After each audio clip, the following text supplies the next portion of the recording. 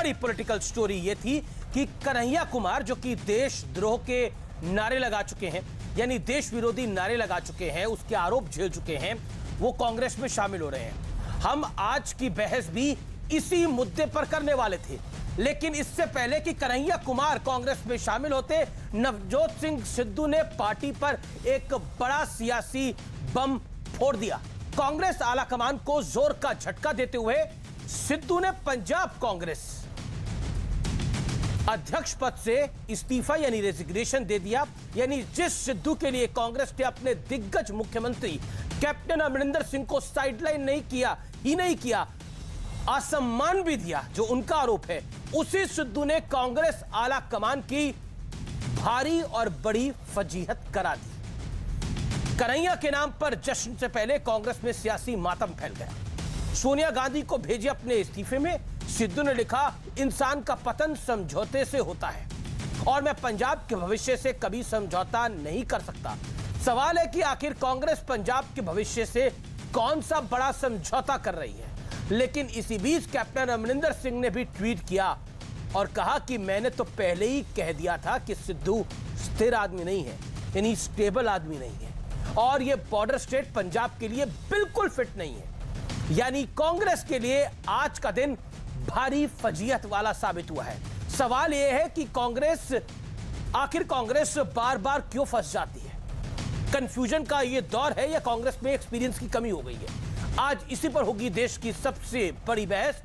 गुरु के चक्कर में हिट विकेट हो गई कांग्रेस, या फिर कह सकते हैं कि गुरु ने लगभग कांग्रेस की फजीहत ही करा दी।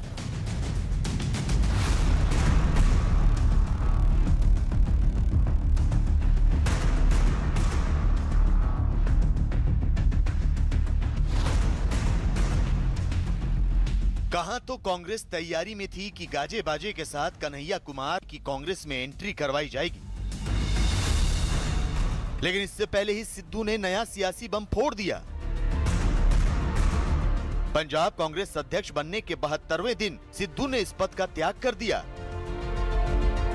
और सोनिया गांधी को लिखे इस्तीफे में कहा, इंसान का पतन समझौते से होता है। मैं पंजाब के भविष्य और कल्याण के एजेंडे से कभी समझौता नहीं कर सकता, इसीलिए मैं प्रदेश कांग्रेस कमेटी के अध्यक्ष पद से इस्तीफा देता हूं। पार्टी के लिए काम करता रहूंगा।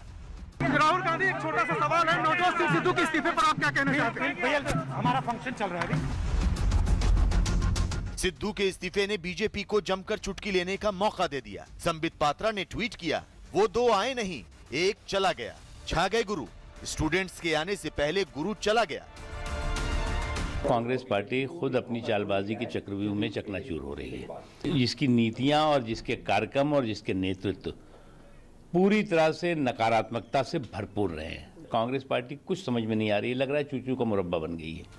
अपनी ही पार्टी को आईना दिखाते हुए पंजाब के पूर्व सीएम कैप्टन अमरिंदर सिंह ने ट्वीट किया, मैंने पहले ही कहा था वो स्थिर आदमी नहीं है और बॉर्डर स्टेट पंजाब के लिए फिट नहीं है। मैंने कहा था आदमी अनस्टेबल है जी, और उसने आप ही दिखा दिया जी, उसने आज रेजिग्नेशन कर दिया।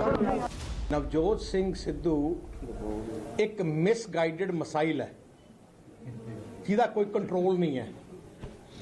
किते मर्जी डायरेक्शन हो सकती है, किते मर्जी ਵੱਜ सकती है, अपने ਤੇ ਹੀ ਵੱਜ ਸਕਦੀ ਉਹਦੇ। ਜੇ ਕ੍ਰਿਕਟ ਸੀ, ਕ੍ਰਿਕਟ 'ਚ ਵੀ ਲੜ ਕੇ ਭੱਜ ਕੇ ਆਇਆ ਸੀ, बीजेपी च आया सी, जिन्हों अपना माई बाप कहता सी उन्हां नूं चोर कहन लग गया, फिर कांग्रेस चले गया। सिद्धू का इस्तीफा हो गया और सीएम चन्नी को हवा ही नहीं लगी। देखिए सिद्धू के इस्तीफे पर उनकी प्रतिक्रिया। लेटर सी मैनू अजे पता नहीं है, उन्होंने ऐसी सिद्धू साहब नाल बैठ के गल कर लांगे। खैर, इस नए सियासी ड्रामे वाले मुहूर्त के बीच कन्हैया कुमार की कांग्रेस में एंट्री हुई। क्रांतिकारी मीटिंग किया करते। जेएनयू के पूर्व छात्र कन्हैया कुमार पर देश विरोधी नारों का आरोप लग चुका है। हालांकि 2019 में वो सीपीआई के टिकट पर केंद्रीय मंत्री गिरिराज सिंह के खिलाफ चुनाव लड़ चुके हैं, जहां गिरिराज सिंह ने उन्हें 4 लाख से ज्यादा वोटों के अंतर से बुरी तरह हराया था।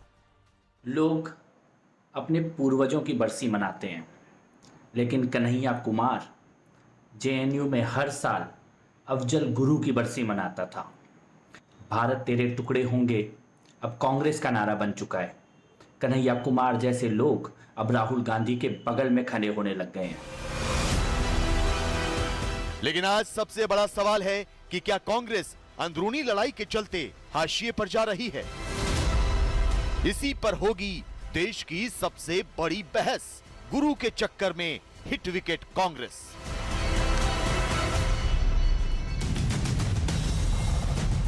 और आज अब वक्त है आर पार के सुप्रसिद्ध विश्लेषण का। मैं एक एक करके आपको सिलसिलेवार तरीके से बताऊंगा कि आखिरकार हिट विकेट हुई कांग्रेस का विश्लेषण क्या है।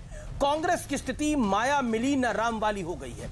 यानी एक तरफ कैप्टन को दरकिनार कर दिया गया, उनको बेइज्जत किया गया, दूसरी तरफ सिद्धू ने अपरिपक्वता दिखाई, जिसे इमेच्योरिटी कहते हैं, पॉलिटिकल इमेच्योरिटी की प्रकाशता दिखाई।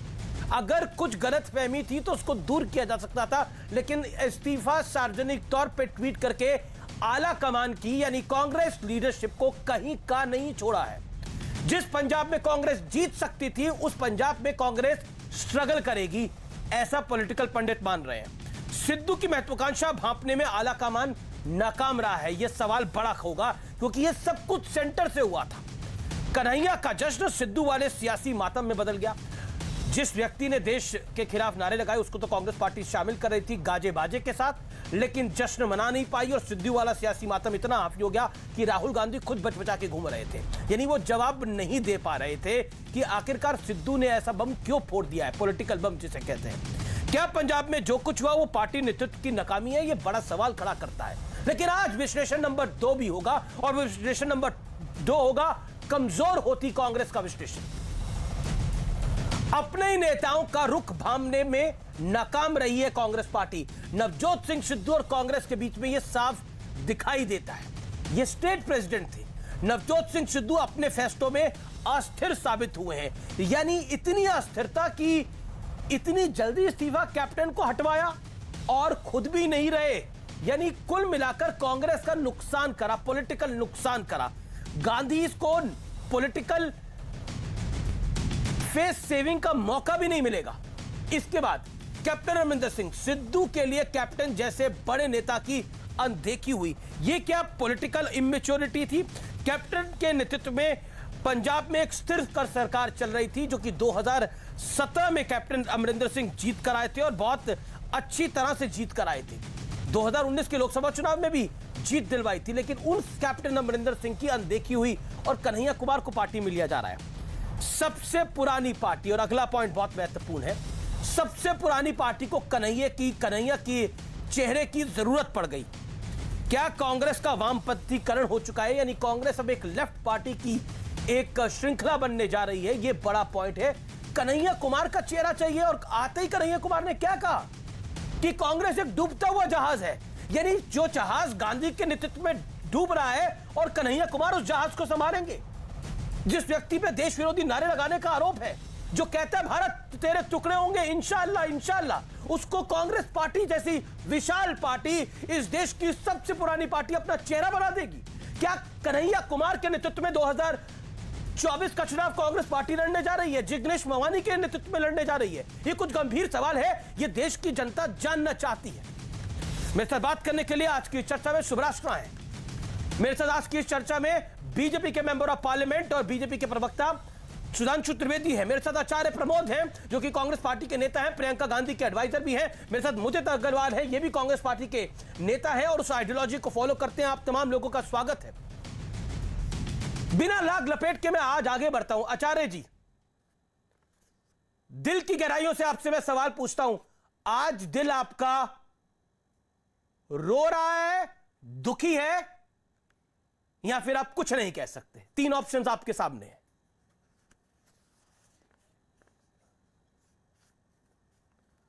अमीश देवगन जी, मैं तो एकदम खुश हूं, अच्छा हूं।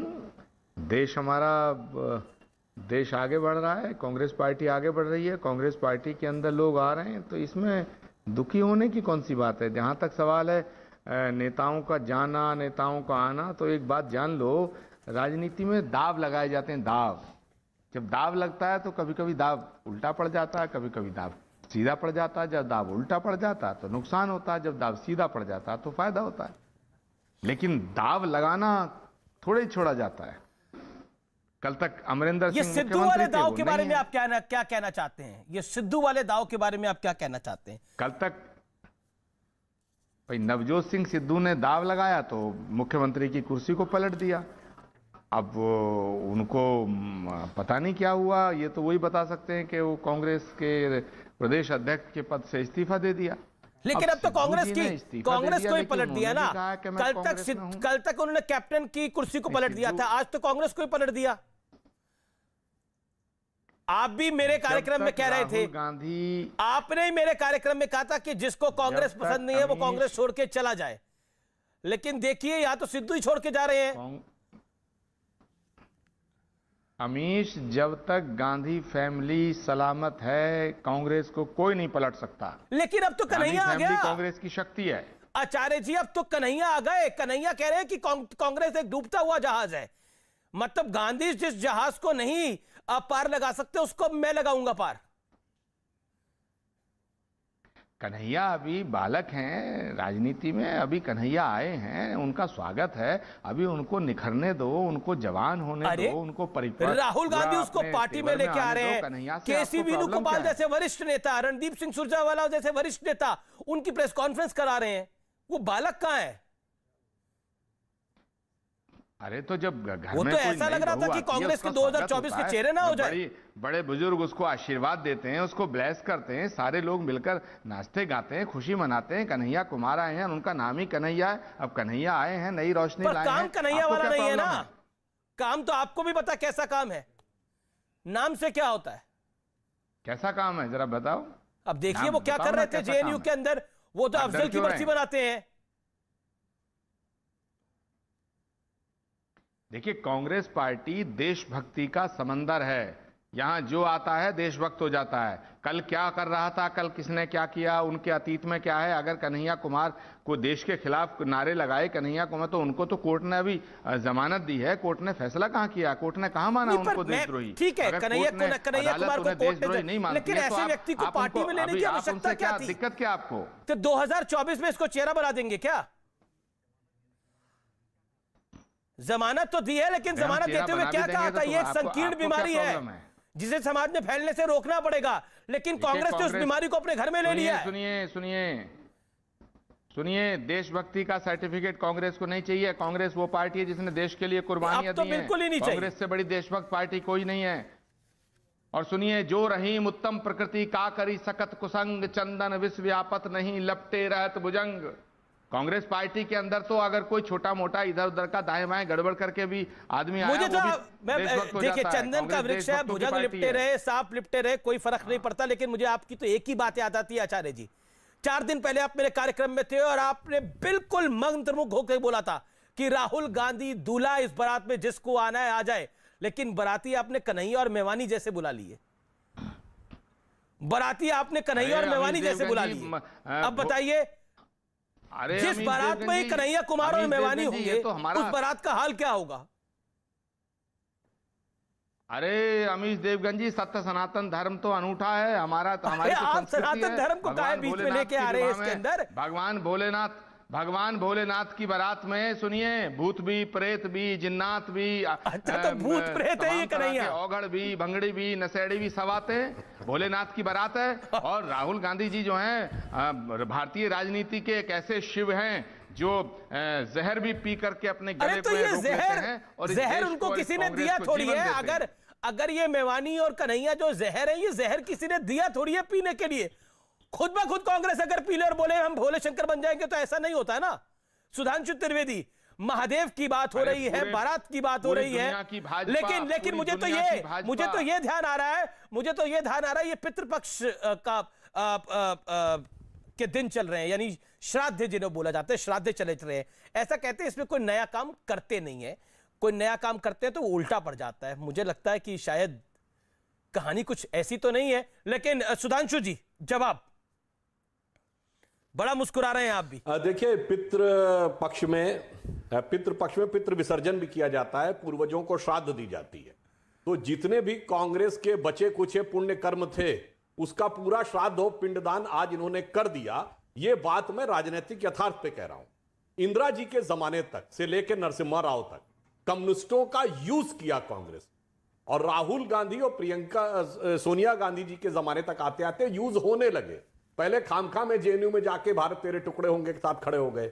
अब जब उन्होंने पूरा जोर लगा लिया, कन्हैया कुमार जी ने चुनाव लड़के हार हार के बराबर हो गए, तब उनको अपने यहां ले लिए। यानी वामपंथ यानी कम्युनिस्टों का जो जहाज जब डूब गया पूरा, यानी वो वेस्ट बंगाल में जहां पर खाता नहीं खुल पाया, जहां कभी इनका जलवायु जलाल था 10 साल पहले, जब डूब गया वो जहाज, तब दूसरे डूबते हुए जहाज पे आके सवार हो गए। तो ऐसा काम जो इन्होंने किया है, ये दर्शा रहा है कि अपने पूर्वजों के सब किए धरे पर पानी फेर दिया। हां, एक बात के लिए मैं आचार्य जी को साधुवाद दूंगा कि कहीं ना कहीं चूंकि उनके नाम में आचार्य लगा है, तो कोई ना कोई विवेक तो उनके अंदर उसका अंश होगा। तो उन्होंने कहा कि जे रहीम उत्तम प्रकृति का कर सकत कुसंग, चंदन विश्व्यापत नहीं लपटे रहत भुजंग। तो इन लोगों को भुजंग यानी भुजंग का अर्थ होता है सांप। वो तुलना किसके लिए की गई, ये सहज समझा जा सकता। मगर आचार्य जी, मैं रहीम का एक दूसरा दोहा बोलता हूं, कदली सीप भुजंग मुख स्वाति एक गुण तीन, जैसी संगति बैठिए वैसे ही गुण दीन। यानी स्वाति नक्षत्र की शुद्ध पानी की बूंद ऐसी होती है कि कदली फल में गिरती है तो कपूर बनती है, सीप में गिरती है तो मोती बनती है, और सांप के मुंह में गिरती है तो जहर बनती है। जैसी संगति बैठिए वैसे ही गुण दीन। और आज एक और अच्छी बात भी हुई है, 2 भटके हुए नौजवान कांग्रेस में आ गए, और एक नौजवान यानी सिद्धू वो भटक गया। टुकड़े टुकड़े करने वाले के नारा देने वाले कांग्रेस में आ गए, ईंट से ईंट बजा के टुकड़ा करने वाला वो बाहर चला गया। मगर मैं एक बात और एक यथार्थ भी कहना चाहूंगा, आज जो कुछ कन्हैया कुमार जी ने बोला है वो कितना सत्य है कितना असत्य है। पहली बात, उन्होंने भगत सिंह जी की जयंती की बात कही। अरे जनाब, इसी जेएनयू में तो ऐसे ऐसे राइटर रहे जिन्होंने भगत सिंह जी को टेररिस्ट लिखा। बिपिन चंद्रा ने अपनी किताब में टेररिस्ट लिखा, जिस जमाने में ये पढ़ते थे, इन्हीं वामपंथियों ने टेररिस्ट लिखा। और जब हमारी सरकार आई तो भगत सिंह जी के भाई के पोते यादवेंद्र सिंह संधू ने इस विषय को लेकर आपत्ति दर्ज की। हमने उठाया तो जानते क्या जवाब दिए, दूसरे एडिशन में टेररिस्ट वर्ड हटा दिया है। वो आज आकर भगत सिंह जी के नंबरदार, सिर्फ भगत सिंह नहीं, चंद्रशेखर आजाद, सूर्य सेन, सबके लिए टेररिस्ट वर्ड का यूज किया। और वो वामपंथी आकर भगत सिंह जी पे भाषण देने लगे। और आज एक झूठ बोल गए कि साहब हमारे संविधान के प्रियम्बल में लिखा है कि हम एक समाजवादी सेकुलर है। बाबा साहब के संविधान में, बाबा साहब की संविधान सभा में सेकुलर वर्ड नहीं एक्सेप्ट किया गया था। यह विषय उठाया था केटी शाह ने। उसके बाद इस पे जो बहस हुई उसमें एचसी मुखर्जी, उसमें लोकनाथ मिश्रा, पंडित जवाहरलाल नेहरू ने पार्टिसिपेट किया। कोई जाके कॉन्स्टिट्यूएंट असेंबली की डिबेट पे चेक कर सकता है। और फाइनली ये कहा गया कि अल्पसंख्यक शब्द होगा तो सेकुलर नहीं हो सकता, सेकुलर होगा तो अल्पसंख्यक नहीं हो सकता। चूंकि नेहरू जी का आग्रह था कि अल्पसंख्यक रखना है, तो बाबा साहब के संविधान ने खारिज किया सेकुलर वर्ड को। मगर बाबा साहब ने कहा था प्रियम्बल ऑफ द कॉन्स्टिट्यूशन, यानी संविधान की प्रस्तावना संविधान की आत्मा है। और उस आत्मा को किल कर दिया कांग्रेस ने जब सेकुलर वर्ड जोड़ा। कब? 76 में सारे लोकतंत्र का गला घोट के, सारे विपक्ष को जेल में डालकर, आपातकाल लगाकर उन्होंने ये किया। और अंत में एक बात कहूंगा, आके लोकतंत्र पे भाषण दे रहे थे, आए हैं उस पार्टी से जो कहती है power comes from the barrel of gun, बंदूक की गोली से सत्ता निकलती है माओवादी। और आए हैं उस पार्टी में जिसने कहा था India is Indira, Indira is India. गजब है भाई। और उसके बाद लोकतंत्र का भाषण है। इसलिए अंत में एक वाक्य सिर्फ कहूंगा, एक हिंदी में कहावत होती है अमीश जी, इसको शब्दशः न लिया जाए, कैविएट लगा के बोल रहा हूं, अंधे अंधों ठेलिया दोनों कूप पड़ंत। यानी एक व्यक्ति जो नेत्रहीन व्यक्ति हो और दूसरा नेत्रहीन व्यक्ति का गाइड बन जाए तो यह खतरा रहता है कि दोनों जाकर कुएं में गिर सकते हैं। यह एक हिंदी की कहावत है, किसी की भावना नहीं हर्ट करना चाहता, पर यहां पर यह उससे बड़ी उपयुक्त प्रतीत होती। आचार्य जी, बीजेपी के एक नेता है जो यूथ विंग के उनके सेक्रेटरी भी है, तेजेंद्र पाल बग्गा, उन्होंने वो कह रहे हैं कि अब भारत तेरे टुकड़े होंगे जो नारा था कन्हैया कुमार का, वो अब नारा कांग्रेस पार्टी का भी हो गया, ये ऑफिशियल हो गया है अब। और दूसरी तरफ ये सिद्धू ने तो आपको एक चक्कर में फंसा दिया है। गुरुजी, आप भी गुरुजी, वो भी गुरु। देखिए अमीश देवगन जी, एक तो सुधांशु त्रिवेदी जी ने ये आशंका व्यक्त की है कि कन्हैया कुमार के कांग्रेस में आने से कांग्रेस का वामपंथीकरण हो जाएगा। तो मैं पूछना चाहता हूं आदरणीय सुधांशु जी महाराज से कि सुधांशु जी महाराज, बड़े विद्वान हैं आप, प्रकांड पंडित हैं, मैं आपका बड़ा सम्मान करता हूं, सारा देश आपको सुन रहा है। आज बताइए कि अगर कांग्रेस में कन्हैया के आने से कांग्रेस का वामपंथीकरण हो सकता है, तो भारतीय जनता पार्टी का कांग्रेस के नेताओं के जाने से कांग्रेसीकरण क्यों नहीं हुआ? आप हमारे रीता बहुगुणा जोशी को ले गए, जगदंबिका पाल जी को ले गए, ज्योतिराज सिंधिया को ले गए, जतिन प्रसाद जी को ले गए, आप तो ले जाए। तो कांग्रेसीकरण होना चाहिए था भाजपा का। भाजपा में कांग्रेस का बड़ी खबर, बड़ी खबर, पंजाब में कांग्रेस का सिर फटौल बहुत बढ़ गया है। सिद्धू के करीबी परगट सिंह जो शिक्षा मंत्री बनाए गए थे हाल ही में, उन्होंने इस्तीफा दे दिया है। पार्टी में दो फाड़ हो गया है, यानी कुल मिलाकर ऐसा लग रहा है कि सिर्फ पार्टी के साथ उनकी दिक्कत नहीं है, उनकी सरकार के साथ भी दिक्कत है। यानी पहले कैप्टन के साथ सिद्धू को दिक्कत थी, अब जो नए सीएम जो दलित चेहरा कहा जा रहा था चन्नी को लेकर आए हैं, उस दलित चेहरे से भी नवजोत सिंह सिद्धू को, जो कि कांग्रेस के स्टेट प्रेसिडेंट थे, अब उन्होंने इस्तीफा दे दिया, उनको दिक्कत है। यानी परगट सिंह का भी इस्तीफा हो गया है। आचार्य जी, कोई कहता है कि गलती से कुल्हाड़ी पे पैर लग गया, लेकिन आपने तो कुल्हाड़ी अपने पैर पे लेके नहीं मारी है, ये सिद्धू रूपी। क्या करेंगे? ये हो क्या रहा है? इस्तीफे ऐसे आ रहे हैं कि ऐसे लग रहा है कि कांग्रेस की ताकत पंजाब में जो थी वो समाप्त हो गई है, और कैप्टन कह रहे हैं मैंने तो पहले बोला था इनस्टेबल आदमी है ये। देखिए, कैप्टन अमरिंदर सिंह जी ने जब इस्तीफा दिया तो उन्होंने मुख्यमंत्री की कुर्सी को छोड़ा, और लेकिन कांग्रेस में उन्होंने कहा मैं कांग्रेस में हूं। और सिद्धू जी जब गए हैं अध्यक्षता छोड़ के, उन्होंने भी कहा कि मैं कांग्रेस में हूं। ये कांग्रेस का अंदरूनी मामला। अगर किसी को पद नहीं चाहिए तो वो तो त्यागी पुरुष है, वो तो महापुरुष है। अगर सिद्धू जी ने अध्यक्षता छोड़ दी, रजिया सुल्ताना ने मिनिस्ट्री छोड़ दी, और परगट सिंह मिनिस्ट्री छोड़ रहे हैं और कह रहे हैं कि नहीं हम कांग्रेस में तो रहेंगे, एक कार्यकर्ता के रूप में रहेंगे, ये तो महानता है नेताओं की। आजकल तो पद की लालच में लोग पार्टी छोड़ देते हैं। तो हमारी आपको पार्टी महान के कार्य नेता दिख रहा है कितने अच्छे हैं कि पद छोड़ रहे हैं, पार्टी नहीं छोड़ रहे। अरे खबर ये आ रही है कि सिद्धू खुद सीएम बनना चाह रहे हैं। वो कह रहे चन्नी वगैरह को हटाइए, सीएम तो मेरे को बनना था। ये पद के लालच में इस्तीफा हो रहा है जी। देवगन जी, सीएम कौन नहीं बनना चाहता? ऐसा बता रहे हैं। नहीं, सीएम कौन नहीं बनना चाहता? आपको मुख्यमंत्री बनाया जाए तो क्या आप नहीं बनना चाहेंगे? हम तो मैं जाऊंगा, ठीक हूं मैं ना, मुझे कोई मुख्यमंत्री बना रहा है ना मैं बनने जा रहा हूं, लेकिन ये सिद्धू के चक्कर में आपने कैप्टन निपटा दिया। नहीं, कैप्टन साहब को निपटाना क्या होता है आचार्य जी? पॉलिटिकल भाषा में निपटाना क्या होता है? निपटा दिए भाई। वो कह रहे हैं कि मेरा अपमान हुआ। कैप्टन अमरिंदर सिंह खुल्ला कह रहे हैं कि मेरा अपमान हुआ। सिद्धू कह रहे हैं कि कांग्रेस विचारों के साथ समझौता कर रही है। आचार्य जी, अमीश जी, कैप्टन साहब हमारे, हम कैप्टन साहब के, कैप्टन साहब अगर उनको लगता है उनका अपमान हुआ तो हम उनका सम्मान करेंगे, हम बिल्कुल सम्मान करेंगे। आज अपमान हुआ, कल सम्मान भी तो हम ही करेंगे। आप क्यों बीच में कूद रहे हैं भाई? आप कौन होते हैं कूदने वाले? अरे मैं तो सवाल मैं बिल्कुल ही मीडिया को तो खबर, बिल्कुल सर मीडिया को तो खबर भी नहीं दिखानी चाहिए। सिद्धू इस्तीफा दे, सरकार के 3-4 मंत्री इस्तीफा दे दे, रजिया सुल्ताना इस्तीफा दे दे, परगट सिंह इस्तीफा दे दे, कन्हैया कुमार पार्टी में आ जाए, कन्हैया कुमार कह दे कांग्रेस डूबता हुआ जहाज है, मैं निपटाऊंगा। मीडिया को कुछ नहीं दिखाना चाहिए, मीडिया को नहीं दिखाना चाहिए। ये सामान्य घटनाएं हो रही हैं, मीडिया क्यों दिखा रहा है? मीडिया को आपके साथ कोई दुश्मनी है ऐसा आपको लगता है?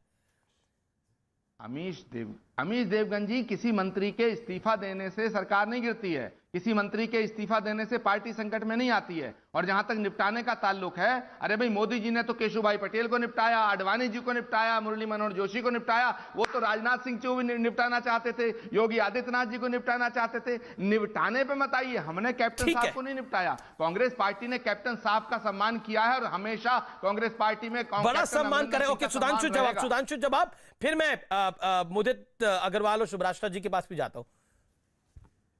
सुधांशु, देखिए, मैं सिर्फ ये कह रहा हूं कि हमारी पार्टी और आपकी पार्टी में जमीन आसमान का अंतर है। आपने जितने लोगों का नाम दिया सबने तो मोदी जी को आशीर्वाद दिया है।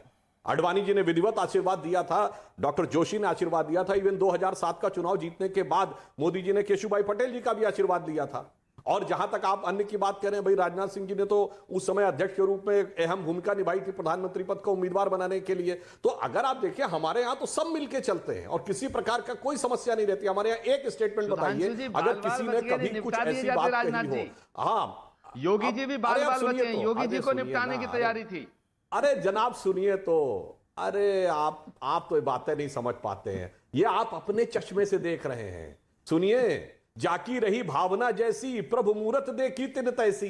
तो चूंकि कांग्रेस के अंदर निपटाने की ही बात चलती, क्योंकि कांग्रेस है लीडर बेस्ड पार्टी और हम हैं कैडर बेस्ड विचार प्रेरित पार्टी, इसलिए आपको ऐसा लगता है, इसलिए आपके मन में यह गलतफहमी रहती है। हमारे यहां जन जन से लेके कार्यकर्ता तक, कार्यकर्ता से लेके नेतृत्व तक सब के सब एक मुश्त तय करते हैं और जिसको हमारी पार्टी तय करती, जनता उसी को आशीर्वाद देती है। सिर्फ दो ही प्रधानमंत्री हुए भारत के इतिहास में जो पहली बार प्रधानमंत्री जनता के आशीर्वाद से बने, अटल जी और मोदी जी।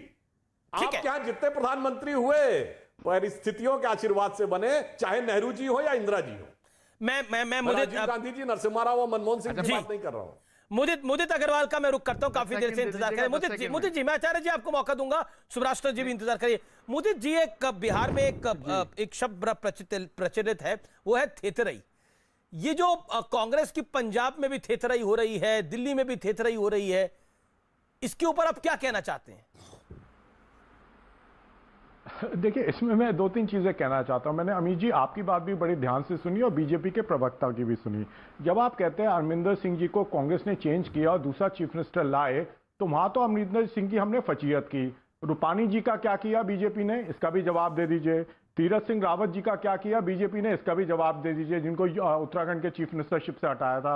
येदियुरप्पा जी का क्या किया, इसका भी जवाब दे दीजिए, जिसको कर्नाटका के चीफ मिनिस्टरशिप से हटाया। और तीरथ सिंह रावत, त्रिवेंद्र सिंह रावत, इन सबका बीजेपी ने क्या किया? उनकी फजीयत, उनकी बेइज्जती बताइए, कोई स्टेटमेंट इनकी बताइए। इन्होंने आला कमान को बोला हो कि इन्होंने मेरी बेइज्जती करी है। आला कमान पर उन्होंने बोला हो कि ये इनएक्सपीरियंस आला कमान है जिन्होंने हमें हटाया है। ऐसा कोई स्टेटमेंट किसी नेता ने दिया हो तो बताइए। अभी सुधांशु त्रिवेदी को पकड़ते हैं। थोड़ी क्षमता रखिए सुनने की। बिल्कुल क्षमता ही रखा हुआ है। मैं, आप बताइए ना, बयान बताइए। बदले तो बहुत से गए। मैं आपसे सवाल ये पूछ रहा हूं कि इतनी थेथरई किसी के यहां हुई हो तो बता दीजिए। थेथरई का मतलब जानते हैं ना? बिल्कुल, अब सुनिए ध्यान से जी, कि मैं सब जानता हूं। अब थोड़ा मिनट आप कम बोलिए, मुझे बोलने दीजिए तो अच्छा रहेगा।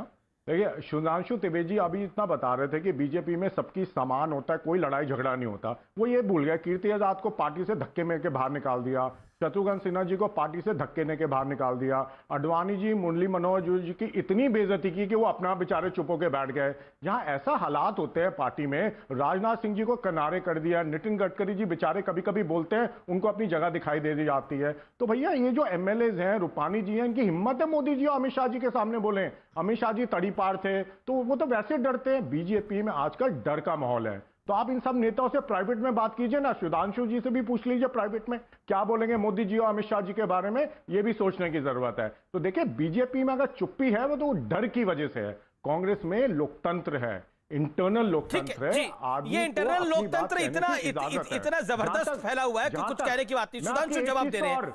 सुधांशु 20 सेकंड में जवाब, देन सुब्राष्ट्र जी। सुधांशु 20 सेकंड में जवाब।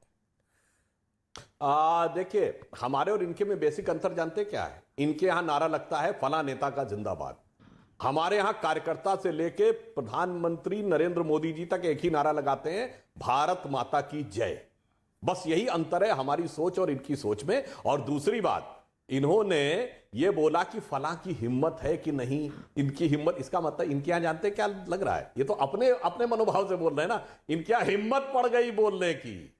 हमारे यहां हिम्मत का विषय नहीं रहता। हमारे यहां सब लोग जनता के द्वारा विचार से प्रेरित और हमारे कैडर आधारित पार्टी के आधार पर। इसीलिए मैं अपना वाक्य पूरा कर दूं, भारत के इतिहास में जितने प्रधानमंत्री हुए, नेहरू जी, पूरी कांग्रेस उनके खिलाफ थी, सरदार पटेल के पक्ष में थी, गांधी जी की कृपा से बने।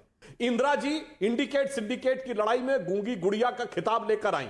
राजीव गांधी जी इंदिरा जी की दुखद हत्या के बाद सहानुभूति को बटोरने के लिए बनाए गए। नरसिम्हा राव जी उस समय अर्जुन सिंह और बड़े बड़े लोगों के बीच में, एनडी तिवारी के बीच की लड़ाई में बने। मनमोहन सिंह जी कैसे बने? अरे अपने मुंह से उन्होंने प्रणब मुखर्जी जी की पुस्तक के विमोचन में बोला कि जब मुझे कहा गया तो मैं प्रणब दा के पास गया, मैंने कहा मुझसे ज्यादा योग्य हैं, आप सबसे योग्य हैं, मगर मैडम ने मुझसे कहा है। और भारत के इतिहास में दो ही प्रधानमंत्री हुए जिनके प्रधानमंत्री बनने से बरसों पहले जनता ने कहा यह प्रधानमंत्री होना चाहिए, एक स्वर्गीय अटल बिहारी वाजपेयी और एक हमारे वर्तमान प्रधानमंत्री नरेंद्र मोदी जी। बस यही अंतर है कि कौन सी पार्टी जनता के मनोभाव को समझ पाती है और कौन सी पार्टी थेथरोलॉजी करके अपने यथार्थ को भी देख कर भी अनदेखा करने का प्रयास करती है। सुब्राष्ट्र, ये पार्टी का इंटरनल लोकतंत्र है जो सिद्धू कर रहे हैं। और ये पार्टी में, कांग्रेस पार्टी के अंदर अगर कन्हैया आते हैं, जिग्नेश मेवानी आ रहे हैं, तो युवाओं का रिप्रेजेंटेशन हो रहा है। यानी पार्टी से जितिन प्रसाद जा रहे हैं, कन्हैया कुमार आ रहे हैं। जी, देखिए दो अलग अलग चीजें हैं इसके अंदर। और जब पार्टी से ज्योतिरादित्य सिंधिया, अगर आप पंजाब मोदित अग्रवाल जी, मैं आपको मौका दूंगा आगे। अगर इनका नाम शुभ्रास्ता है तो इनको बोलने दीजिए। शुभ्रास्त्रा बोलिए। जब ज्योतिरादित्य सिंधिया जी आप तो छोड़ वैसे भी फेमस हैं, आप बदतमीजी ज्यादा करती हैं। पार्टी में देखिए वो अपनी बात को रख रही हैं, उन्होंने तो आमिर जी इनको कहिए कि ये डिबेट कर लें। इनको कहिए ये डिबेट कर लें। इनका एक्चुअली ये समझ नहीं पाते कि टीवी पैनल डिस्कशन में रैली की तरह भाषण नहीं दे सकते। भाई साहब एक एंकर होता है, उसकी मर्यादा होती है। आपको नहीं पता होगा, मैं बता रही हूं आपको। और इस पूरे पैनल में मैं भी विक्टिम कार्ड खेल सकती हूँ। 3 पुरुष 4 पुरुष हैं, अकेली मैं हूं। कम से कम इसी का सम्मान कर लीजिए, सुन तो लीजिए। आप पे कोई अटैक नहीं कर रही हूं मैं। आमिश जी 2-3 चीजें हैं। जब ज्योतिरादित्य सिंधिया जी पार्टी छोड़कर भारतीय जनता पार्टी में आए तो इसको युवा रिप्रेजेंटेशन का कौन सा चेहरा कहा जाएगा? देखिए जिस झगड़े की बात कर रहे थे सुधांशु जी, अभी इंदिरा और सिंडिकेट के झगड़े की बात कर रहे थे, उसके बाद से ही कांग्रेस और कम्युनिस्ट का जो साठगांठ रही, एक निफेरियस नेक्सस जिसको अंग्रेजी में कह सकते रहा, वो सर्वविदित है। सैयद नूरुल हसन को जब एजुकेशन मिनिस्टर बनाया गया, उसके बाद किस तरीके से एकेडेमिया कैप्चर किया गया धीरे धीरे लेफ्ट के द्वारा, ये आज बहुत खुले स्वरूप में हमारे सामने आ रहा है। मुझे नहीं लगता इस घटना को बहुत अधिक तूल देने की जरूरत है। लेकिन 2-3 इश्यूज हैं आमिश जी जिसपे मुझे कुछ कहना है। अभी आचार्य जी ने भुजंग की बात की। अब ये पता नहीं भुजंग कौन है, चंदन कौन है, और अगर भुजंग हैं तो भुजंग को लेकर के भी बहुत कुछ कहा जा सकता है। उसी जिनको भुजंग कहा उनके लिए मैं 4 पंक्तियां पढ़ देती हूं। अत्याचार सहन करने का कुफल यही होता है, पौरुष का आतंक मनुज कोमल होकर खोता है। क्षमा शोभती उस भुजंग को जिसके पास गरल हो, उसको क्या जो दंतहीन विषरहित विनीत सरल हो। अब जो भुजंग आए हैं उनके पास कितनी दंत पंक्तियां रहती हैं, ये भी हम आगे चल करके देखते हैं। एक बड़ी इंटरेस्टिंग बात कह दी आचार्य प्रमोद ने कि सीएम के पद का दावेदार तो कोई भी हो सकता है, क्यों नहीं होना चाहिए। सीएम पद तो बहुत दूर की बात है। मैं सिंपल सा सवाल पूछ रही हूं, इतना ही ज्यादा युवा नेतृत्व पर भरोसा है तो कन्हैया कुमार को बना दें, नेशनल प्रेसिडेंट बना दें कांग्रेस पार्टी का। इतना ही ज्यादा अगर महत्वाकांक्षा का सम्मान करने वाली पार्टी है तो बना दें, कोई दिक्कत नहीं होनी चाहिए। इनफैक्ट कन्हैया बेगूसराय से आते हैं, मेरे साथ उनकी जबरदस्त बहस हमेशा वैचारिक मुद्दों पर होती रही है। लेकिन मैं कह रही हूं कांग्रेस पार्टी का सानी मैं तब मानूं जब नेशनल प्रेसिडेंट कन्हैया कुमार को बनाएं, जिग्नेश मेवानी को वाइस प्रेसिडेंट रहने दें। बाकी विचारधारा की लड़ाई है वो चलती रहेगी। अंत में मैं एक बात और कहना चाहती हूँ। बड़ी खबर आ रही है, बड़ी खबर आ रही है, मुझे रोकना पड़ेगा। कैप्टन अमरिंदर सिंह ने बोला है कि सिद्धू पार्टी छोड़ने वाले सिर्फ माहौल तैयार कर रहे हैं, चुनाव से पहले पार्टी ये बदल लेंगे। ये इस्तीफे का ड्रामा है। अगर आलाकमान कांग्रेस को बचाना चाहता है तो इस्तीफे को मंजूर कर दे, नहीं तो कहानी समाप्त हो रही है कांग्रेस पार्टी की पंजाब के अंदर। यानी कैप्टन का आरोप है कि सिद्धू माहौल बना रहे हैं पार्टी को छोड़ने का। मोदित अग्रवाल, इस पर आपका मैं रिएक्शन लेना चाहूंगा। माहौल बना रहे हैं नवजोत सिंह सिद्धू। ये नवजोत सिंह सिद्धू लोकतंत्र, कांग्रेस के इंटरनल लोकतंत्र का इतना बड़ा हिस्सा है कि वो कैप्टन को तो दरकिनार करवा दिया उन्होंने, लेकिन अब वो पार्टी को भी दरकिनार कर रहे हैं। ये लोकतंत्र का हिस्सा है पार्टी, कांग्रेस पार्टी के। कांग्रेस की वजह तो देखिए 2-3, देखिए मुझे लगता है आप बात ट्विस्ट करने में माहिर है अमीश जी, तो जरा ध्यान से बात सुनना मेरी। अच्छा, क्या कांग्रेस हाईकमान की फजीयत नहीं हुई तो सिद्धू ने करा? अरे सुन लीजिए ना, मैं तो सुन ही रहा हूं। आपने बोला आप ट्विस्ट कर रहे हो बात। क्या फजीयत नहीं हुई कांग्रेस हाईकमान की? तो अब आप मुझे बताइए, आप मुस्कुरा आप भी रहे हैं, समझते आप भी हैं मुझे जी सब कुछ। सत्य तो सबको पता होता है ना अंदर से। थोड़ी सी सुनने की आप अरे मैं तो बिल्कुल सुन रहा हूं आपको सर। आपने बोला बात को ट्विस्ट करते थे। बोलिए 30 सेकंड बोलिए। कांग्रेस हाईकमान, कांग्रेस के एमएलए ने एक स्ट्रैटेजी के तहत ये डिसाइड किया कि हमें पंजाब में एक नया चेहरा चाहिए। वो नया चेहरा अमरिंदर जी के बाद कौन था? वो चन्नी साहब थे जी। चन्नी साहब थे जो एक सिख थे और दलित थे। कांग्रेस ने उनको चेहरा बनाया और चीफ मिनिस्टर बनाया। देखिए सिद्धू जी का काम पार्टी को चलाना था और चन्नी जी का काम है सरकार को चलाना। दोनों के रोल बिल्कुल फर्क है। अगर सिद्धू जी को कोई दिक्कत है वो सिद्धू जी जाने, देखिए वो एक अलग चीज है। लेकिन जो चेहरा अभी है कांग्रेस का और जो सरकार का चेहरा है वो चन्नी जी हैं। तो ये हमें बात समझनी पड़ेगी। अरविंदर जी ने जो 4.5 साल बड़ा अच्छा काम किया उसको चन्नी जी आगे ले जाएंगे और उससे मुझे पूरा भरोसा है। जो पंजाब की जनता है वो ये तो रटा रटाया भाषण हो गया। अब आप मुझे बताइए ये कौन सी स्ट्रैटेजी का हिस्सा है कि देना। देखिए ये सच्चाई है, आपको नहीं, समझ में सच्चाई आता है सच्चाई तो बातें ये है कि कैसे सिद्धू ने है? इस्तीफा अरे, दे दिया है। कांग्रेस सच्चाई की तो ये है 3 स्ट्रैटेजी मंत्रियों ने थी, इस्तीफा दे दिया है। तो चीफ मिनिस्टर सच्चाई तो किसे ये है बनाया गया नवजोत था? सिंह सिद्धू चन्नी के जी लिए को बनाया कांग्रेस गया था मुझसे ना कुछ चीफ ऐसा काम मिनिस्टर। कराना चाह रही है जो मैं करना नहीं चाहता। सच्चाई तो ये है कैप्टन अमरिंदर सिंह कह रहे हैं कि नवजोत सिंह सिद्धू देश के लिए खतरा है। वो आप सिद्धू जी से पूछिए ना मैं सिद्धू से पूछूं, मैं कैप्टन अमरिंदर सिंह से पूछूं, कांग्रेस से कुछ ना सिद्धू जी से पूछूं। पूछिए। सिद्धू किसके हैं? कांग्रेस सिद्धू जी के बारे में क्या कैप्टन कह रहे हैं किसके वो हैं? आप अमरिंदर कांग्रेस सिंह के। जी से पूछिए। कांग्रेस आमिष ने जी। चन्नी साहब को वहां का चीफ मिनिस्टर बनाया है। अरे वो चन्नी गवर्नमेंट का साहब तो फेस मुखौटा ये है। बात समझनी वो चाहिए। हरीश रावत ने उसी दिन बोल दिया था कि चन्नी दूसरी साहब अमीर जी जो अगला चुनाव बार-बार- सिद्धू के नेतृत्व में लड़ेंगे। सिद्धू आपका जहाज छोड़ के चल दिए। सिद्धू ने आपके जहाज को मझधार में छोड़ दिया है। आप कह रहे कांग्रेस से कुछ ना पूछो बस। कौन है वहां? चन्नी जी चीफ मिनिस्टर है। अरे आप भी देखिए आप वो अच्छा, समझना सिद्धू नहीं कुछ नहीं चाहते। थे कांग्रेस चन्नी पार्टी जी के वहां उधर, चीफ मिनिस्टर हैं। तो सिद्धू कुछ नहीं थे उधर। अरे आप मैं जानना चाह रहा हूं सिद्धू कुछ नहीं है वहां पर। वो पीसीसी प्रेसिडेंट थे। हाँ, तो पीसीसी मैंने आपको प्रेसिडेंट दोबारा थे, से बोला, वो तो पीसीसी प्रेसिडेंट की कोई थे। हैसियत नहीं है। पीसीसी प्रेसिडेंट का अलग रोल होता है। परसों तक तो आपके प्रवक्ता आपको ये तो बोलते अपनी थे कि आवाज ज्यादा पसंद है, इसलिए आप सुनना नहीं चाहते। प्रेसिडेंट के नेतृत्व में चुनाव लड़ा जाता है, इसमें हैरानी क्यों हो रही है? होता है चीफ मिनिस्टर का काम अलग होता है, दोनों के रोल बिल्कुल अलग ठीक है, होते हैं। ओके। शुभराष्ट्र कुछ कहना चाह रही है शुभराष्ट्र जी? होता है पीसीसी ये रोल अलग अलग है, हमें समझने की जरूरत है। ये जो फिल्मी ये जो एक पॉलिटिकल ड्रामा चल रहा है इसमें रोल अलग अलग है।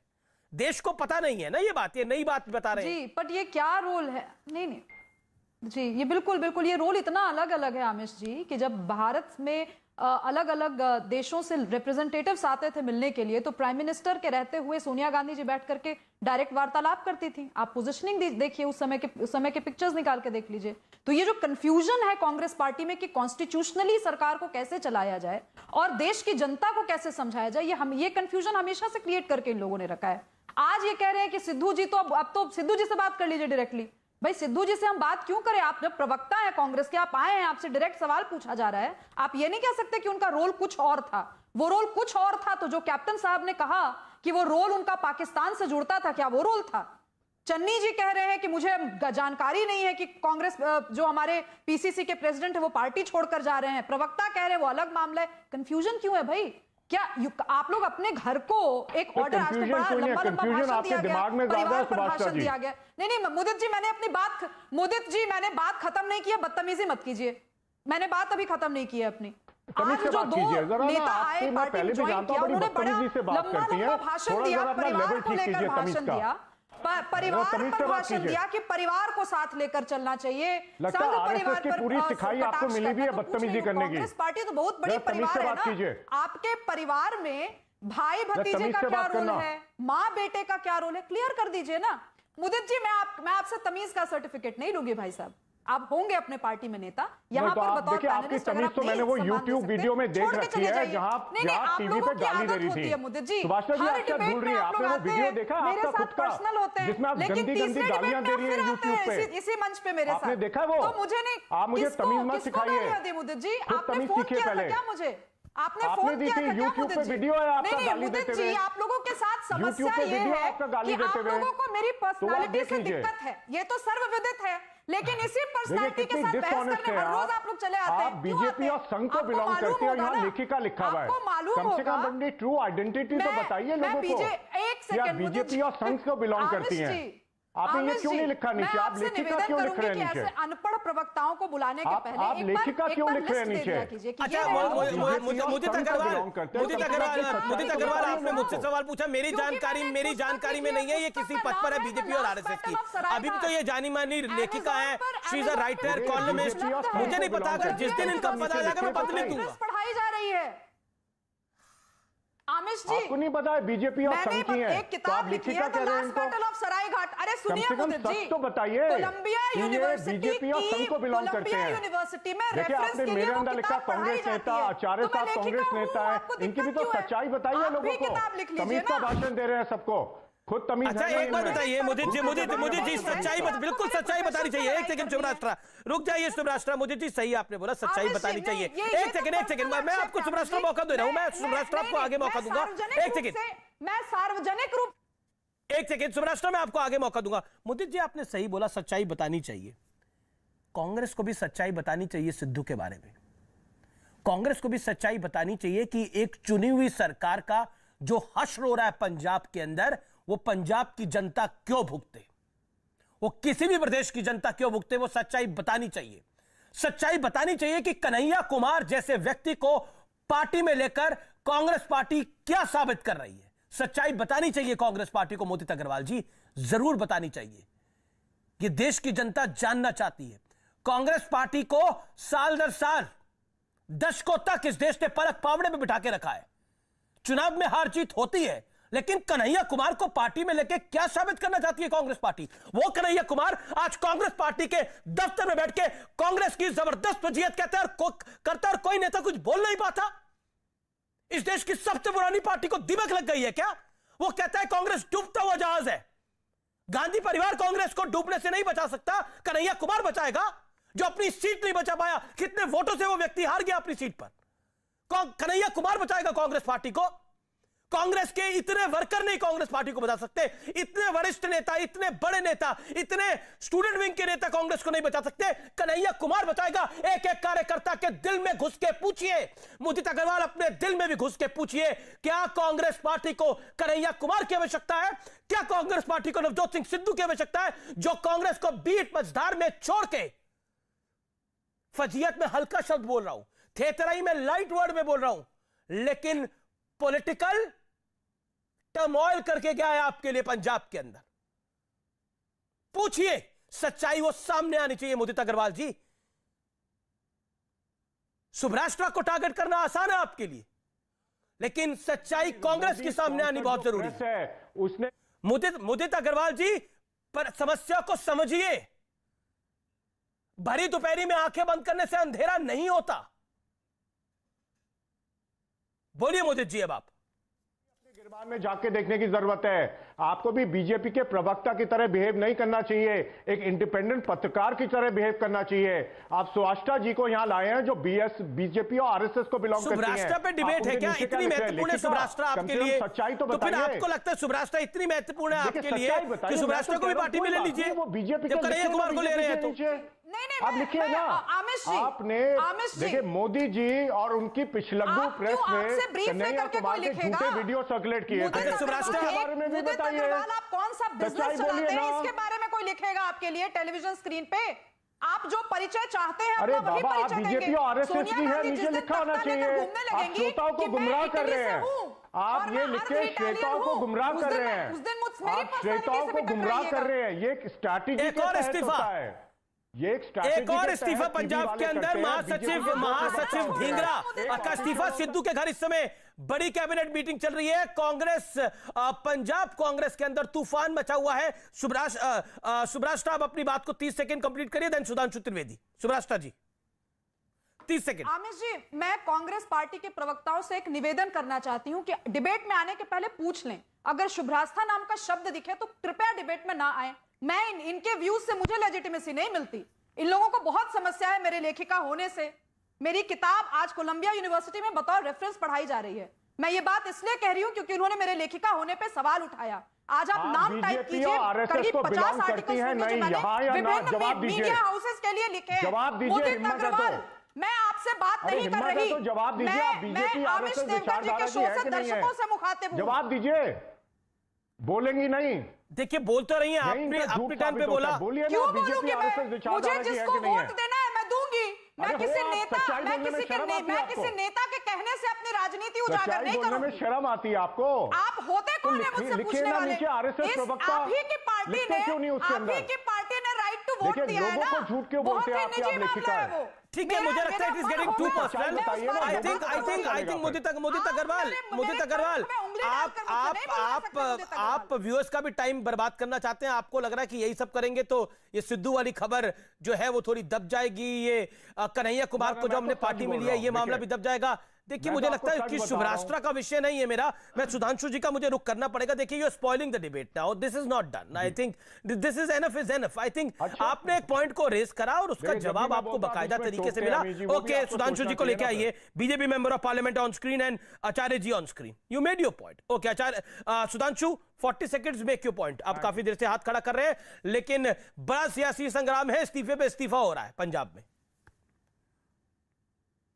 देखिए, पहले मैं यहां पे एक बात कहना चाहूंगा। अभी शुभरास्ता जी के इस विषय पर बात उठाई जा रही थी कि ये संघ से जुड़ी हुई हैं वगैरह, मगर शुभरास्ता जी ने एक विषय उठाया था, उसी में से मैं इसका उत्तर देता हूं मुदित जी को। उन्होंने कहा था कि जब कम्युनिस्टों के साथ आए, उसके साथ कांग्रेस की समस्या हुई, और यह बात इन्होंने नहीं बोली है। जाइए पढ़ लीजिए, किताबें अब तो अवेलेबल हैं, Mitrokhin's archive KGB and the world part 2, जिसमें लिखा है कि 70 के दशक में इंदिरा जी के आने के बाद जब कम्युनिस्टों से हाथ मिलाया तो सरकार के कौन कौन से अंग बीके हुए थे, ये उन्होंने लिखा है। उन्होंने कनॉट प्लेस के उस रेस्टोरेंट का भी उल्लेख किया जहां पर कि एक्सचेंज होता था, और केजीबी की रिटायर्ड चीफ येवेल्किना एल्बर्टस की किताब स्टेट विद इन स्टेट पढ़ लीजिए, उन्होंने सोनिया जी के बारे में क्या लिखा है। और केजीबी के पूर्व जासूस यूरी बेजनेव, जो कि भारत में पत्रकार बन के रहते थे, उन्होंने तो कांग्रेस पार्टी को पैसा देने की बात लिखी। उसके हिसाब से तो कांग्रेस पार्टी ही उस समय केजीबी का एक प्रकार का संबंध बन गई थी। अगर कांग्रेस में आज भी गैरत है तो मुकदमे करिए जाके उनके ऊपर, कहिए कि आपने कैसे लिखा, हम आपको चैलेंज करते हैं। इसलिए कौन किसके साथ था यह बहुत साफ दिखता। और दूसरी बात, उस समय कांग्रेस उनके साथ गई, 77 में निपट गई, 2004 में कम्युनिस्टों का साथ लिया। और मेरा मानना है कांग्रेस चाहे कितनी अल्पसंख्यक तुष्टीकरण करती हो, पर राम थे ही नहीं, और हिंदू आतंकवाद जैसे वाहियात विषय शायद कांग्रेस का नेतृत्व कभी नहीं टेकअप करता। अगर इंदिरा गांधी या नरसिम्हा राव जैसा नेतृत्व होता, वो सब कम्युनिस्टों ने इनसे करवाए। तो जब ये लाल के चक्कर में पड़े तो जानते हैं इनकी क्या हालत हो गई। लाली मेरे लाल की जित देखूं तित लाल, और लाली देखन मैं गई, मैं भी हो गई लाल। ओके। लाल में जाकर लाल जी, आचार्य जी मेरे पास समय की कमी है, लेकिन क्या आपको लगता है कांग्रेस का एक बुरा दौर होता था? आज से 3 महीने पहले, 6 महीने पहले, जब 2019 का चुनाव हुआ, 2 साल पहले कहते थे कांग्रेस एक बुरे दौर में है, लेकिन इस दौर को हम क्या बोले, जहां पर कांग्रेस को कांग्रेस से ही खतरा हो गया? बुरा दौर है तो ये, अरे भाई, अगर कांग्रेस का बुरा दौर भी मानते हो तो पार्टी में तो हमारे लोग चले आ रहे हैं, भागे चले आ रहे हैं, हम लोग ज्वाइन करा रहे हैं। मैं सुधांशु जी से पूछना चाहता हूं, ये नवजोत सिंह सिद्धू देशद्रोही कब से हो गए? और अगर ये देशद्रोही थे तो इनका पालन पोषण तो आप ही की पार्टी में हुआ।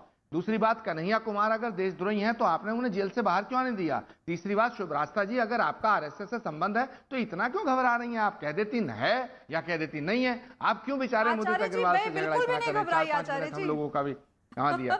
इसमें क्या बात है? हम तो जानते हैं कि आप बहुत ही प्रकांड पंडित हैं, राजनीति शास्त्र भी जानती हैं। और शुभरास्ता जी, एक सेकंड, शुभरास्ता जी, अभी आप मुदित अग्रवाल को डांट रही थी, अब आप मेरे बीच में बोल रही हैं। सवाल पूछा है तो जवाब ले लीजिए।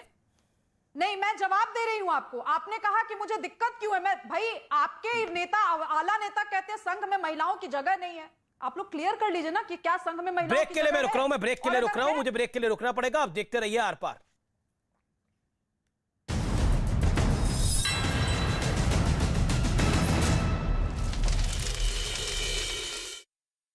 बनवाए। दावा किया गया कि इन फर्जी कागजात के जरिए आरोपियों ने मंत्री को अपनी कंपनी का शेयर होल्डर बना दिया। यूपी में बनाए गए नए मंत्रियों ने लखनऊ में सीएम योगी आदित्यनाथ से मुलाकात की। इस मुलाकात में सीएम ने सभी नए मंत्रियों को सरकारी योजनाओं की जानकारी लोगों तक पहुंचाने की जिम्मेदारी दी। कैसे हम बेहतर काम करें प्रदेश के लिए, इसके लिए सुझाव दिया, निर्देश दिया। महाराष्ट्र के लोनावला में इंदौर दौंड एक्सप्रेस के 2 डिब्बे पटरी से उतर गए। हालांकि राहत की बात यह रही कि इसमें कोई बड़ा नुकसान नहीं हुआ।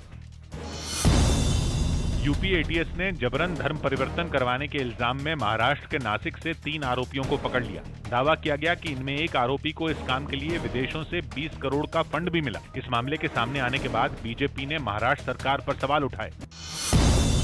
हरियाणा में गुटखे और पान मसाले पर प्रतिबंध 1 साल के लिए और बढ़ा दिया गया, यानी वहां इसे रखने और बेचने पर पाबंदी जारी रहेगी। दिल्ली के नजफगढ़ इलाके में फिर गैंग वॉर हुई। वहां कुछ बदमाशों ने दूसरे गिरोह के एक बदमाश को मार गिराया। जम्मू कश्मीर के अखनूर में बीएसएफ ने सरहद के पास छापेमारी की और वहां से हथियार, हेरोइन और नकली करेंसी बरामद की। मध्य प्रदेश के खरगोन में सीएम शिवराज सिंह चौहान ने एक कार्यक्रम के दौरान कुछ लोगों के साथ डांस किया।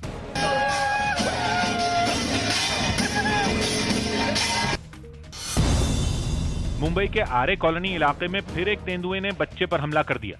हालांकि लोगों ने शोर मचाकर उसे भगा दिया, लेकिन तेंदुए के हमले में यह बच्चा घायल हो गया।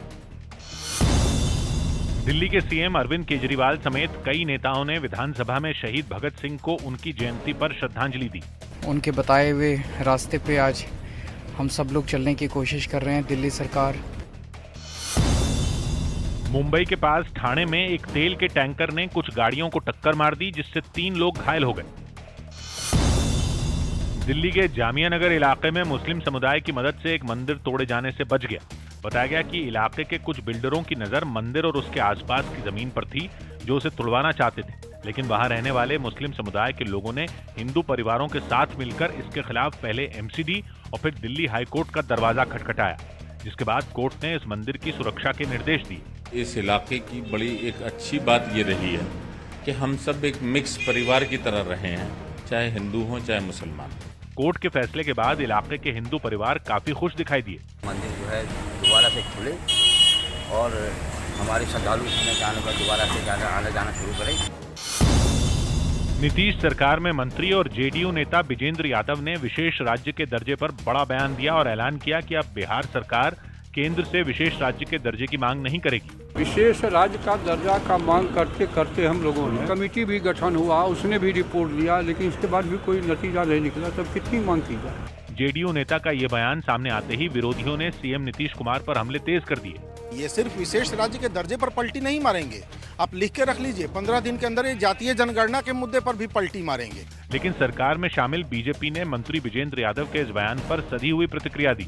जेडीयू को पता है कि विशेष राज्य के दर्जे का प्रावधान नहीं है, लेकिन बिहार के पिछड़ेपन को समाप्त करने के लिए केंद्र की विशेष नजर है। यूपी के सीएम योगी आदित्यनाथ ने त्योहारों से पहले कुछ निर्देश जारी किए।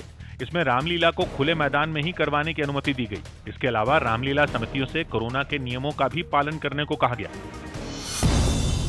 पंजाब के नए सीएम चरणजीत सिंह चन्नी ने अपनी कैबिनेट के साथ पहली बैठक की। इसमें उन्होंने राज्य के लोगों की उम्मीदों पर खरा उतरने के लिए जरूरी कदम उठाने के निर्देश दिए। कांग्रेस की बल्ले बल्ले हो, उसी का एकमात्र लक्ष्य है ये जो पंजाब में कैबिनेट बनया बनाकर। अफगानिस्तान के पूर्व राष्ट्रपति अशरफ गनी के फेसबुक पेज से तालिबान के समर्थन में एक पोस्ट लिखी गई। हालांकि बाद में उन्होंने ट्वीट कर बताया कि उनका फेसबुक पेज किसी ने हैक कर लिया और उसमें लिखी गई बातों से उनका कोई संबंध नहीं है। यूपी में आगरा के कॉलेज में अजगर निकलने से हड़कंप मच गया, जिसके बाद वन विभाग की टीम ने इसे पकड़कर यमुना किनारे छोड़ दिया। छत्तीसगढ़ के राजनांदगांव में एक सड़क के पास से कुकर बम बरामद किया गया, जिसे बाद में आईटीबीपी के जवानों ने नष्ट कर दिया।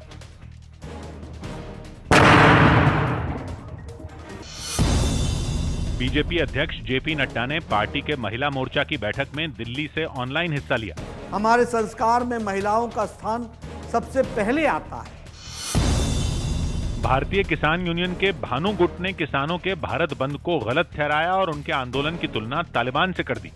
जैसे आतंकवादी संगठन तालिबानी संगठन जो है उसने अफगानिस्तान में कब्जा किया है, उस तरह की गतिविधियों को ये बढ़ाना चाहते। शुरू में भारतीय किसान यूनियन का भानु गुट भी कृषि सुधारों के खिलाफ दिल्ली की सीमा पर धरना दे रहा था, लेकिन 26 जनवरी की हिंसा के बाद उसने न सिर्फ खुद को इस आंदोलन से अलग किया, बल्कि राकेश टिकैत पर हमला भी किया। भानु प्रताप सिंह के हमले के जवाब में टिकैत ने कम शब्दों में उन्हें वही समय याद दिलाया। भाग गए हो के पीछे नहीं भागना चाहिए। पटना में मंत्री मुकेश सहनी की पार्टी वीआईपी की एक कार ने राजभवन की गाड़ी को टक्कर मार दी। इससे वहां 1 घंटे तक हंगामा मचा रहा। आरोप है कि वीआईपी पार्टी की कार का ड्राइवर नशे में था, जिसे बाद में पुलिस ने गिरफ्तार कर लिया। दिल्ली के मोती नगर में पुलिस ने चेन स्नैचिंग के आरोप में एक आदमी को गिरफ्तार कर लिया। पकड़ा गया ये आरोपी ताइक्वांडो का खिलाड़ी रहा है और 2 बार राष्ट्रीय प्रतियोगिता में गोल्ड मेडल जीत चुका है। इतना ही नहीं, ये आरोपी अच्छा गाना भी गाता है। यूपी के मंत्री सिद्धार्थनाथ सिंह ने अपने फर्जी हस्ताक्षर मामले में नोएडा पुलिस में शिकायत दर्ज करवाई। आरोप है कि एक कंपनी ने मंत्री सिद्धार्थनाथ सिंह के फर्जी हस्ताक्षर के जरिए नकली कागजात बनवाए। दावा किया गया कि इन फर्जी कागजात के जरिए आरोपियों ने मंत्री को अपनी कंपनी का शेयर होल्डर बना दिया। यूपी में बनाए गए नए मंत्रियों ने लखनऊ में सीएम योगी आदित्यनाथ से मुलाकात की। इस मुलाकात में सीएम ने सभी नए मंत्रियों को सरकारी योजनाओं की जानकारी लोगों तक पहुंचाने की जिम्मेदारी दी। कैसे हम बेहतर काम करें प्रदेश के लिए, इसके लिए सुझाव दिया, निर्देश दिया। महाराष्ट्र के लोनावला में इंदौर दौंड एक्सप्रेस के 2 डिब्बे पटरी से उतर गए। हालांकि राहत की बात यह रही कि इसमें कोई बड़ा नुकसान नहीं हुआ। यूपी एटीएस ने जबरन धर्म परिवर्तन करवाने के इल्जाम में महाराष्ट्र के नासिक से 3 आरोपियों को पकड़ लिया। दावा किया गया कि इनमें एक आरोपी को इस काम के लिए विदेशों से 20 करोड़ का फंड भी मिला। इस मामले के सामने आने के बाद बीजेपी ने महाराष्ट्र सरकार पर सवाल उठाए। हरियाणा में गुटखे और पान मसाले पर प्रतिबंध 1 साल के लिए और बढ़ा दिया गया, यानी वहां इसे रखने और बेचने पर पाबंदी जारी रहेगी। दिल्ली के नजफगढ़ इलाके में फिर गैंग वॉर हुई। वहां कुछ बदमाशों ने दूसरे गिरोह के एक बदमाश को मार गिराया। जम्मू कश्मीर के अखनूर में बीएसएफ ने सरहद के पास छापेमारी की और वहां से हथियार, हेरोइन और नकली करेंसी बरामद की। मध्य प्रदेश के खरगोन में सीएम शिवराज सिंह चौहान ने एक कार्यक्रम के दौरान कुछ लोगों के साथ डांस किया।